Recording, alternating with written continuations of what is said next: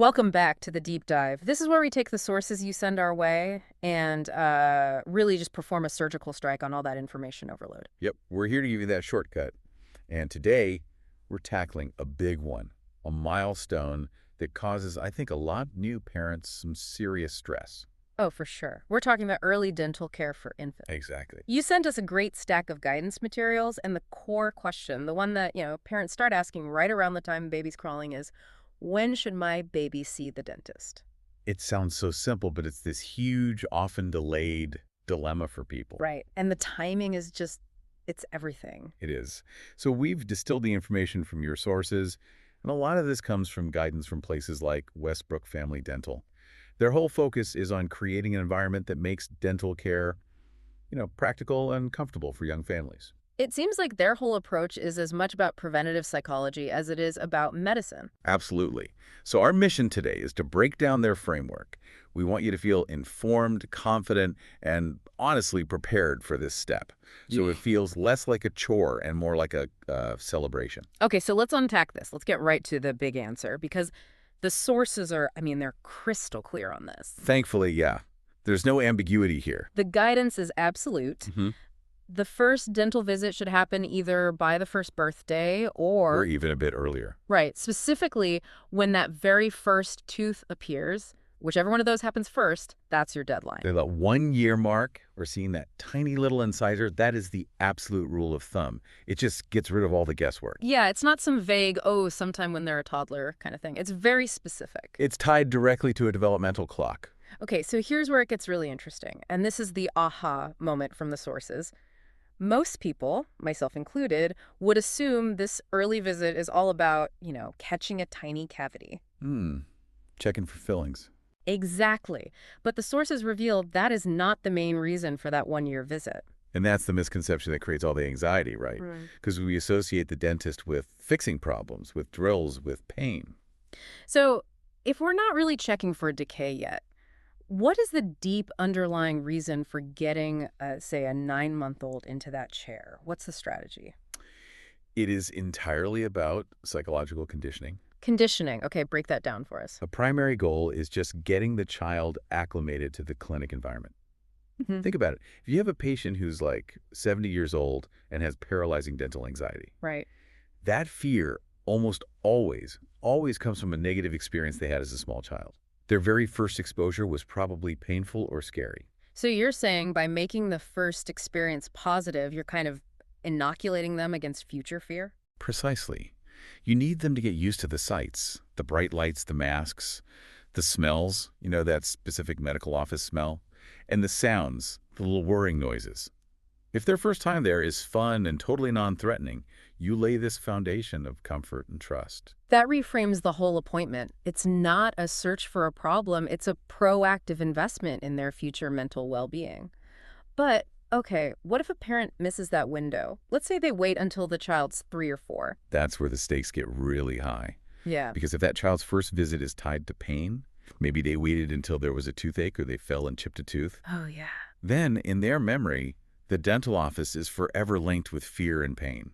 And then you're fighting an uphill battle for cooperation for the next, 80 years of checkups. That makes perfect sense. But I have to bring up a real-world issue here, accessibility. What if a parent just, they live far from a pediatric dentist, or maybe their insurance doesn't kick in for this kind of visit until they're older? That's a really important question. The sources are definitely outlining the ideal path. If that timing is missed, it's not a catastrophe.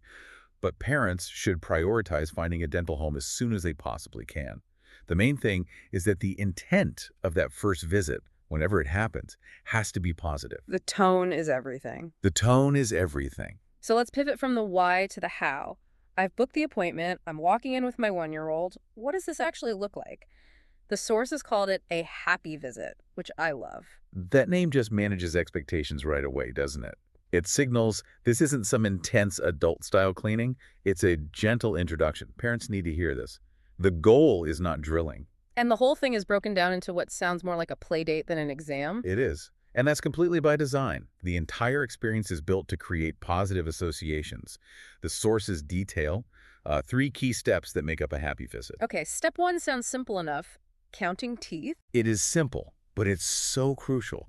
The dentist will gently count the teeth maybe just with their finger. It introduces that sensation of touch in the mouth without being scary or intrusive. It's a game. And while they're doing that, they're assessing development. Of course. Hmm. Then comes step 2, which the sources call the chair ride. This sounds like the best part. It's pure genius behaviorally. The chair goes up, it goes down, it's an elevator ride. It takes this big, potentially intimidating piece of equipment and turns it into something fun.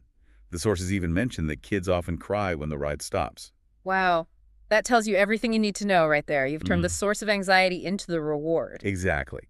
And then the whole thing ends with the final piece of positive reinforcement. They get to pick a prize, a little toy or a sticker. Counting, writing, and a prize. That sequence just cements the whole positive vibe. It really does. Okay, so we've covered the psychology, but you mentioned the dentist is also doing a real checkup. What are they actually looking for, technically speaking? Right, so beyond just counting, they're acting as a sort of developmental gatekeeper. They're checking 5 key things. First, the gums, looking for any early inflammation.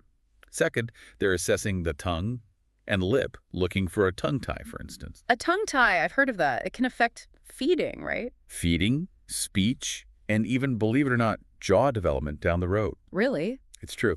They're also doing a quick check of the child's bite, just to flag any early signs of crowding that might be made worse by things like, thumb sucking. They're basically mapping the terrain for the future.